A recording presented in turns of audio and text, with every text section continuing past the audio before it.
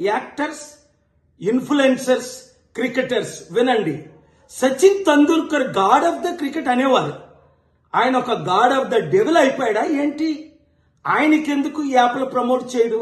ఇప్పుడు విజయ్ దేవరకొండ బిలో ఆయన టెక్స్ట్ లో ఒక మ్యాటర్ చదివాను, షాక్ అవుతున్నాను. అరే, మన అన్న దేవరకొండ చెప్తే నేను ఇమీడియట్ గా ఈ యాప్ డౌన్లోడ్ చేసుకుంటాను. అలాగే బాలకృష్ణ అట, మంచు లక్ష్మి అట, ఇలాంటి వారు 25 మంది ఇప్పుడు అరెస్ట్ అవబోతున్నారు.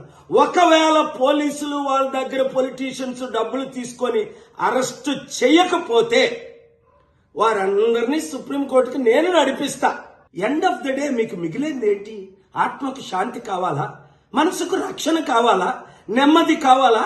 ఫ్యూచర్ మంచి పేరు కావాలా? లేదా చరిత్రహీనులుగా మిగిలిపోవాలా? ఆలోచించండి. 72 గంటల టైం మీకు ఇస్తున్నాను.